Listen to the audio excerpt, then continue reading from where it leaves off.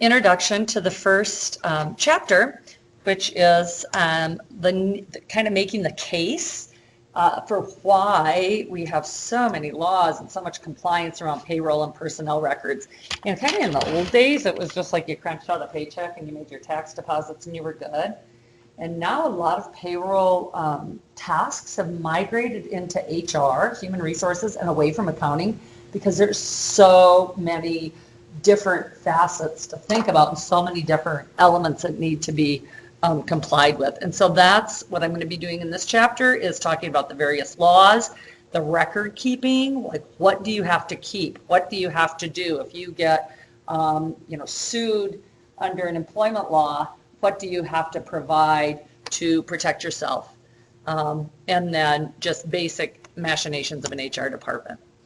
And then we're going to take a quick look at the payroll register and earnings record. So this just basically talks about what I just did talk about, which is the payroll profession has really migrated to be much more of an elevated position than it used to be in accounting departments because of all the complexity. And in big firms and more urban areas, payroll professionals, are making six figures because oftentimes they're really the go-to for not just payroll, but also benefit management and HR tasks. They have to comply with the code of ethics. Obviously, if you know what everybody's making in a 1,800 person company, the level of ethics requirements is fairly significant, confidentiality, etc.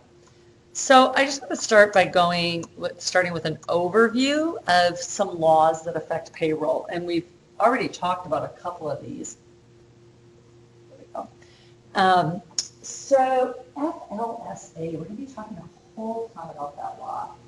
And just as a super broad brush overview, I'm going to go into a lot more depth of it, but this law establishes things like minimum wage and overtime requirements and child labor laws, right? And when you see things like that being litigated, this is an 81-year-old law that still is pretty, drives the litigation ship, that's for sure. And also just keeps employers honest as far as how they're compensating employees. FICA we've already talked about. We're going to go into a lot more depth, but we know that FICA, the Federal Insurance Contribution Act, covers Social Security and Medicare, essentially. Let me just look at what those taxes look like. Then we obviously have federal income tax law. I don't know if you caught this, may or may not have, but a year ago December was the most sweeping tax law changes at the federal level since Reagan was president in 1986. Called the TCJA, sorry. Why? Because our current president feels that tax law is best used to cut taxes, and his belief, or Congress's belief, is that it will then trickle down and stimulate wealth for everybody. Some economists agree with that, some economists don't agree with that. I can tell you from a factual standpoint that we now have an additional $800 billion a year in deficit that's directly attributable to the tax cut. So we'll see. It's called the TCJA, Tax Cut and Jobs Act. Of course, whenever you're trying to get your own law through, you're going to give it a name that sounds amazing. Okay, because it's a job and a tax cut. So that's what's going on with our federal income tax laws. It's state level. Montana does have an income tax. I think 42 states do have income taxes. We don't have sales tax. Go to Washington, they don't have an income tax, but their sales tax and property taxes are super high. So a government's got to tax somehow to get revenue. And then local laws, we don't have a local income tax in Montana, but like if you go to Whitefish, they have a local tax for resorts, right? Resort tax. And lots of California communities, East Coast communities have got local taxes. When I worked in California, they took 49% of my paycheck. Sure they did. But if you stubbed your toe, you were taken care of.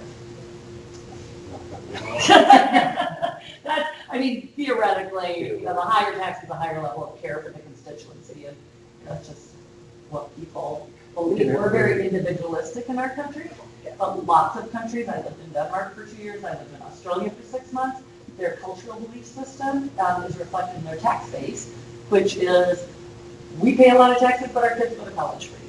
And we pay a lot of taxes, but everybody has great dental care. And we pay a lot of taxes, but when you grow old, you have, a dignified place to live. So Americans don't particularly succumb to that mindset culturally. Here in Montana, Huh? California. Well, I've heard that more than once. Right.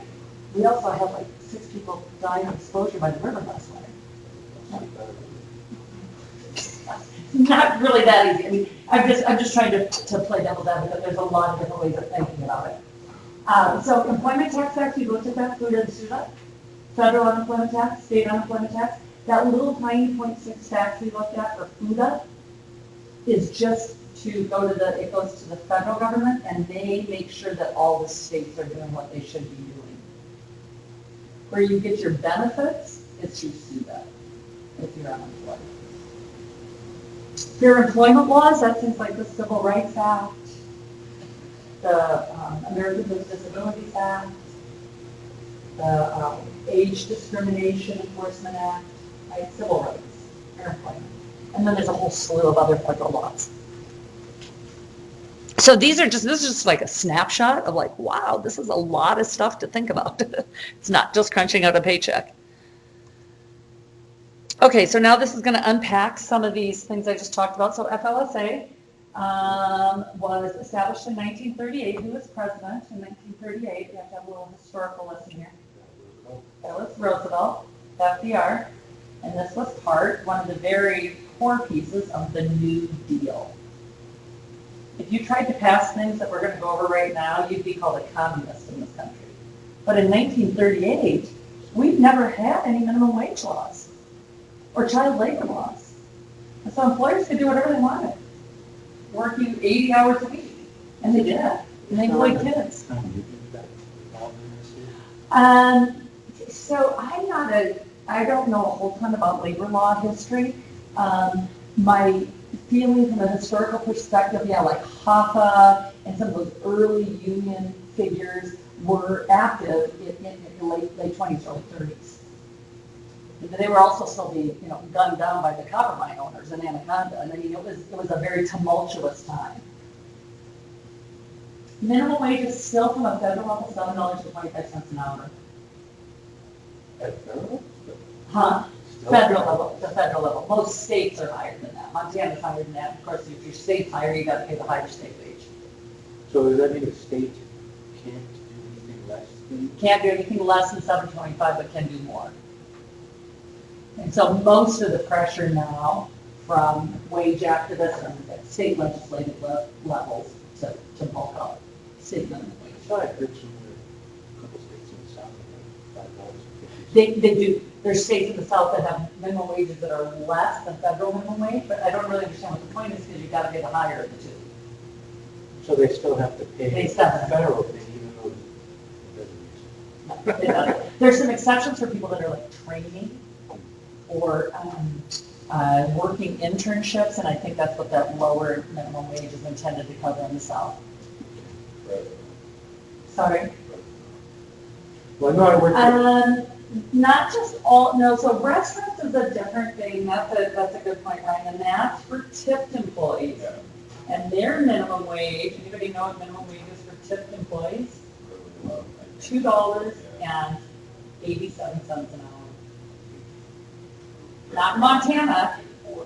Not in Montana. In Montana, we still have to pay regular minimum wage for tipped employees, and we're one of the very few states that do that. What about age?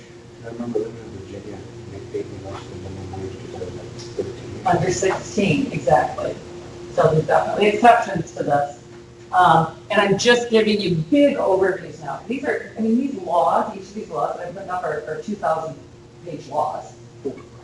My very first job as CFO of a pharmaceutical company, I didn't know anything about FLSA, and I ordered back then, forever ago, 30 years ago, and I got a hard copy of it, and it's a book this thick, and it's like, here, comply with this. It's Like, okay, get up the highlighter and read it. So I'm just giving you huge overviews here. FICA, we've talked about that. It's comprised of two taxes. You know that. Both taxes must be paid by the employer and the employee. You know that. And now we're going to take a look at what the OASDI and HI stands for.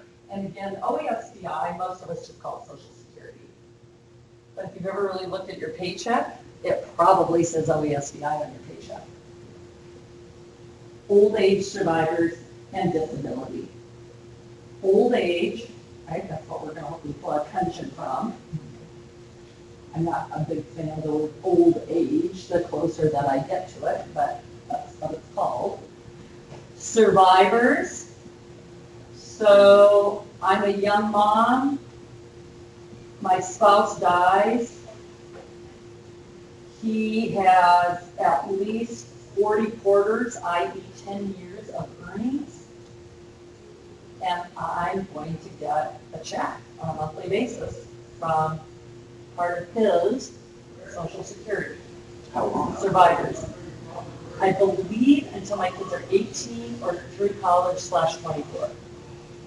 So it's not how much you pay into it. The calculation is based on how much you paid into it, and there is no calculation unless you worked for 40 quarters. And then disability is, sometimes you'll hear people say I'm on DSI. That's permanent disability. I've been medically ascertained that I'm not going to be capable of returning to the workforce in any meaningful capacity. Severe physical stuff, mental illness, alcoholism, addiction, PTSD. There's lots of reasons that you get permanent DSI. So what about like veterans, GI Bills, disabilities, what does that come out of? That is a whole separate parallel system to what I'm talking about. Citizens pay into that? No, Oh, we don't? no. You know what? I can't be 100%. Obviously, as part of our federal tax revenue, we fund the Pentagon's expenses. And I can't honestly answer where exactly veterans benefits, what revenue source they flow from. So it wouldn't be OMSD? No, it's not. It's definitely not this system. It's a parallel system that might be partially funded through Department of Defense funds, in which case, yeah, we pay into that through our federal income taxes. And then this is really important too. This is the first time you've heard this. What are the net earnings of self-employed individuals? What does that mean? What you earned after you Who's self-employed? Anybody here ever been self-employed? Real estate, of course, right? Construction, sure. So you were a subcontractor. Yeah? Pet sitting business. I've got a tax practice on the side. I've got 50 tax clients that I prepare tax returns for in the spring, right? Self-employed. So that means I don't really have an employer, right? I have my own employer. So nobody's taking taxes out of my paychecks. I just have this business and my clients all pay me, and then I spend the money, right? The question is, what are my net earnings? So in your real estate business, is your revenue equal to your net earnings? Why not? So I'm going to put money aside at the end of the year to pay. Taxes. That's asking me correct, yeah. No, that's not what I'm asking you. What I'm asking you is to give me examples of why, if you close a house and you get a check for $5,000, never mind the taxes, is that gross check for $5,000 of commission the same as your net earnings? No, Why not? just 'cause it's different, there's just a lot of other things that I'm paying. Yes, what do we call those other things? Those are expenses, such as what? Oh, and fuel, Fuel. time that I'm putting in. You don't get to write off your own time. You get to write off your expenses of your automobile, certainly. Right. What else?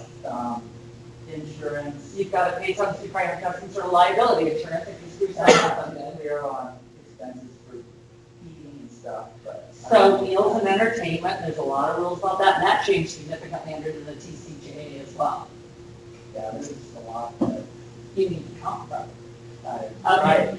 So my point is that what he grosses for commission is not the same as what he pays taxes on. Because he gets to write off all his expenses first. In my tax business, I bill all my clients, then I get right off my computer and my internet and my tax software and my, paper. I really don't have a ton of write-offs. In construction, what did you write off? Advertising. Advertising and marketing, Yeah. all your auto costs, I buy any tools, absolutely. So you get the point, right? So what I'm trying to get to here is under FICA, if I get all the way down, say that once you write off all your expenses, your net earnings are 10,000. Well, how much does he pay into FICA on that? Go back and look at your table. How much do you suppose he pays into FICA on his net earnings of $10,000? Yes, your employee and employer is 7.65 plus 7.65. Yes, really. And that gets up people every year. I have some if you're a woman client, you cry. If you're a man client, you cuss. And it's like, yeah, well, that's all being self-employed. 15.3% of your net earnings. Who keeps track of it? You have to come up with a profit and loss statement to give your CPA to do your taxes. Like, instead of writing down like you paid $50 for a hammer, say you wrote down you paid $60 for a hammer. Don't get audited because your receipt doesn't say 60, it says 50. So someone will check. Yeah, and in our state, the case, you're going to get audited, much more likely to get audited than the Montana Department of Revenue than IRS. I got audited one. No, it's like, let's see, I audited. was good. Yeah. So that's FICA. So just be aware when I talk about FICA, we were doing the employee-employer thing, but if you're self-employed, you're both.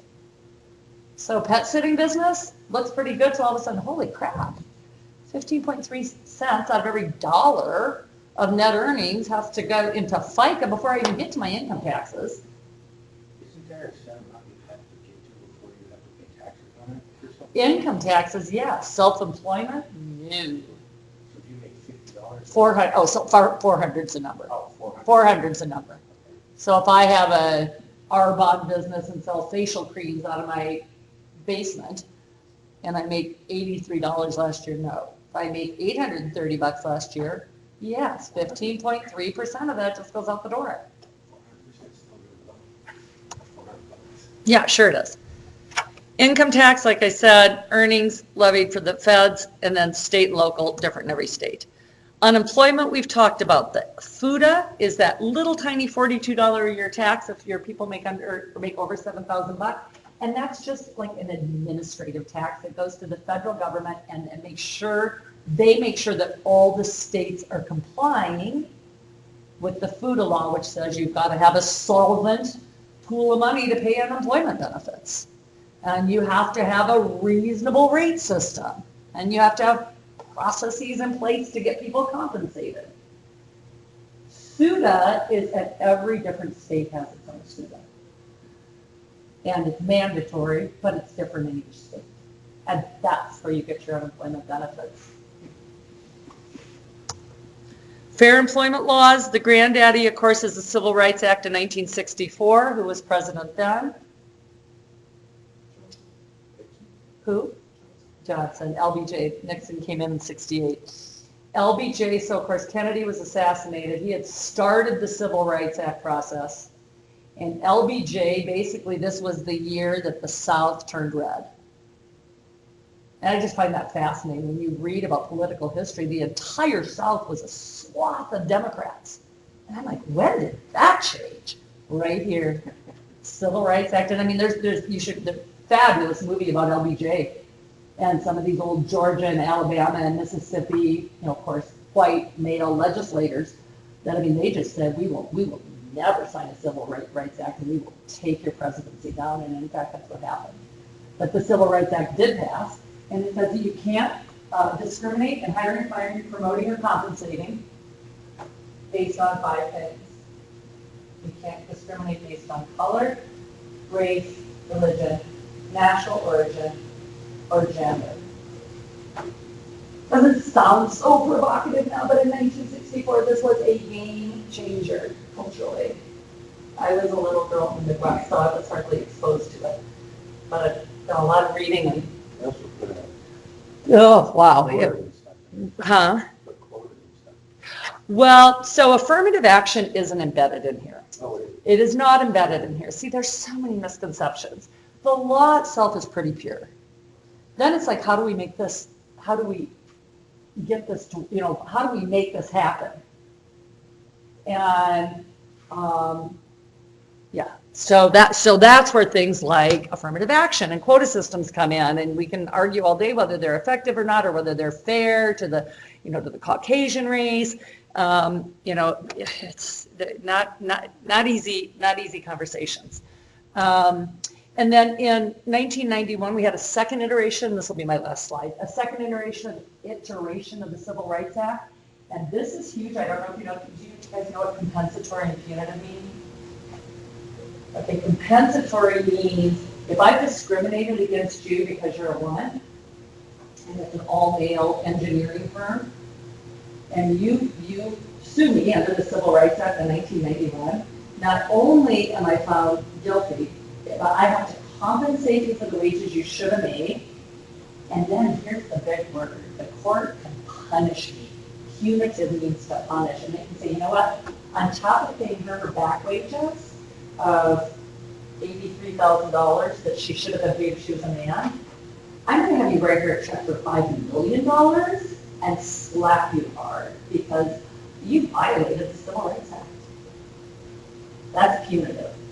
So that is huge if you can prove intentional discrimination. You go to jail for that? For violating the Civil Rights Act of employment? I do not believe so. I think it is purely financially, but you know what? Great question. Okay, so I'm going to, let me just get this locked up here.